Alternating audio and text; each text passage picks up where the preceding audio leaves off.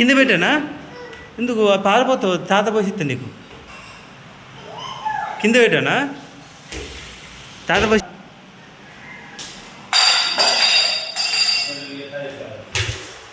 నాని ఏంటిది? ఏం తాగుతావు ఇప్పుడు? నీకా? ఏం కావాలి? కల్లా